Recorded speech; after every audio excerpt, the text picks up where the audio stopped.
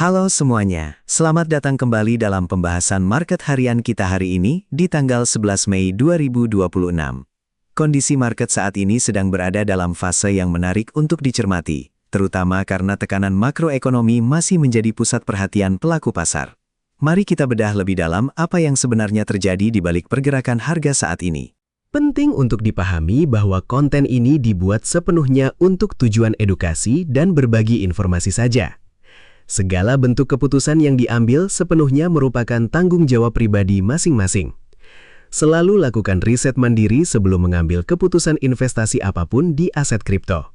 Kita perlu bersiap untuk serangkaian data penting dari Amerika Serikat beberapa hari ke depan. Dimulai pada 12 Mei, kita akan melihat rilis data Indeks Harga Konsumen atau CPI untuk core dan bulanan, serta tahun ke tahun. Lalu di tanggal 13 Mei, ada pemungutan suara nominasi untuk Ketua Federal Reserve, diikuti dengan data Indeks Harga Produsen atau PPI. Dan pada 14 Mei, kita akan memantau data penjualan retail.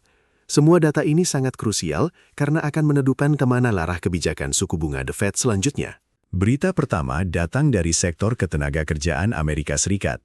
Data non-farm payrolls di bulan April naik sebesar 115.000, jauh di atas ekspektasi ekonom yang hanya di angka 62.000. Tingkat pengangguran stabil di angka 4,3%. Ini menunjukkan ekonomi Amerika sedang tangguh, yang bisa menjadi hambatan bagi aset berisiko karena spekulasi bahwa The Fed akan menahan suku bunga tinggi lebih lama. Selanjutnya, Federal Reserve memutuskan untuk menahan suku bunga tidak berubah. Keputusan ini diambil karena adanya sinyal ekonomi yang bercampur.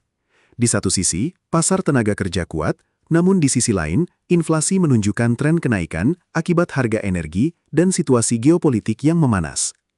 Langkah ini mencerminkan sikap hati-hati bank sentral dalam menjaga keseimbangan ekonomi. Terakhir, ketegangan geopolitik sempat meningkat di wilayah Timur Tengah karena situasi di Selat Hormuz.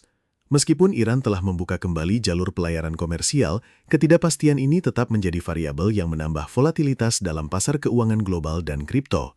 Investor saat ini masih terus memantau apakah ada eskalasi lanjut yang mungkin bisa mengganggu stabilitas pasar secara keseluruhan. Untuk suasana hati pasar hari ini, Fear and Greed Index berada di skor 52, yang berarti berada dalam zona netral.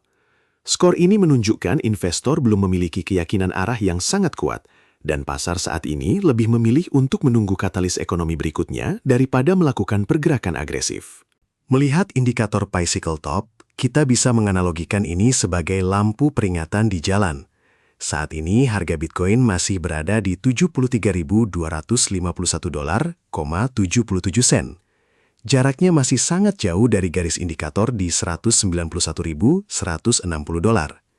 Secara teknis, ini mengindikasikan bahwa kita belum berada dalam fase yang menunjukkan tanda-tanda puncak siklus yang ekstrim. Puel multiple saat ini tercatat di angka 1,0. Indikator ini membandingkan nilai harian Bitcoin yang ditambang dengan rata-rata 365 hari. Berada di kisaran ini menandakan aktivitas penambang berada di posisi yang cukup seimbang. Ini adalah area yang normal bagi pasar, bukan di level puncak atau level terendah siklus. Dalam memantau siklus, kita melihat dari 30 indikator yang ada, semuanya masih menunjukkan kita berada dalam fase akumulasi atau hold. Dari MVRV Z-score hingga indikator tren, tidak ada satupun yang menunjuk ke status jual.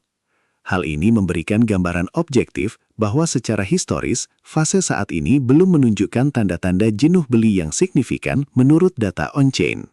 Terima kasih telah menyimak pembahasan kita hari ini. Perlu diingat kembali, seluruh analisis yang disampaikan hanyalah untuk tujuan edukasi. Market kripto memiliki resiko yang tinggi, jadi pastikan selalu bijak dalam mengelola portofolio kalian. Sampai jumpa di pembahasan market berikutnya.